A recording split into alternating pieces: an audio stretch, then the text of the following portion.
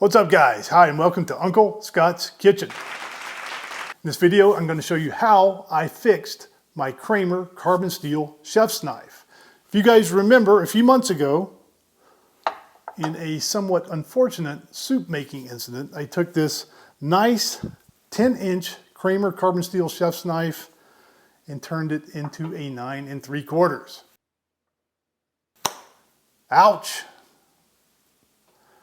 Now the knife was damaged, but it still functioned okay. I mentioned it in a video. I used the knife in several other videos, and someone would always write in and say, well, you haven't gotten around to fixing that chef's knife yet, have you? And if I say I'll do something, I will do it. It may be 6 months later, but this Sunday, I was out in the garage.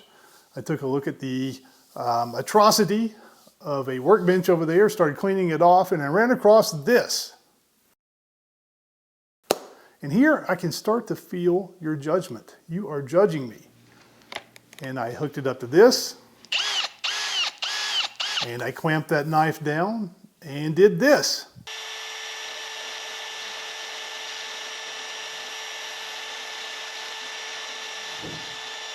I can feel your judgment. But I had quite a bit of metal to remove off the tip of this knife, and what I did is just ground that thing down with a metal grinding bit.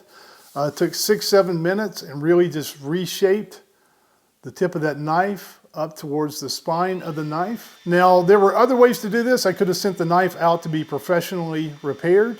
That takes time and a fair amount of money.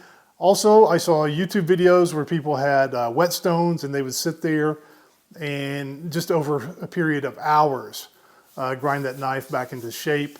You know what I would rather do than grind a knife on a whetstone for 3 or 4 hours? Pretty much anything else in the entire world. So I didn't want to do that, so I really had a lot of metal to take off here, so I hit it with this bit. I think I got it blended in fairly well, but that metal up towards the spine of the knife, much thicker than down towards the edge. So what I did, I needed to put an edge on there. I got out the electric knife sharpener and ran it through there a bunch.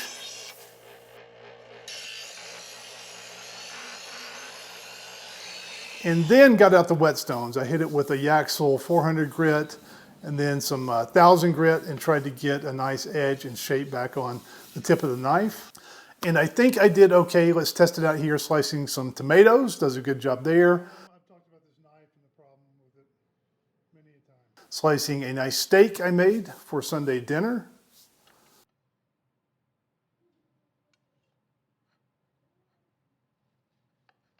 I think it did okay here, but that's not really using the tip of the knife. Let's do the proverbial diced onion test.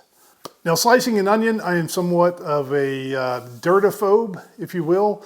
I like to slice the tip off of the onion and the root end and get all that skin and the first layer off of there. And I've been known to do this on a separate cutting board and also give that peeled onion a quick rinse and dry before I cut it. May just be me, but you know how much dirt I want in my food? None. Got my horizontal cuts in there. Having to wiggle just a little bit here. I may need to give this thing another round of sharpening. Let's test the tip. Got my vertical cuts in there. And it worked pretty well with the vertical cuts on the onion. And here dicing this guy up. This is about my top speed for dicing an onion. I like to cook in a relaxed manner, enjoy cooking. I'm not in a panic, not in a hurry. This is about as fast as I can go. But you know what? I still do have all my fingertips. And if you look at the before and the after pictures, I think it blended in fairly well. Never going to be factory perfect ever again anyway. But this is about as good as I can do. Would you do something like this with your chef's knives? Would you use power tools on them? Or would you send them out to be professionally fixed? What would you do? Did I just kind of luck into arriving at the correct destination, even if I took the wrong path to get here? Who knows? Let me know in the comments section below the video.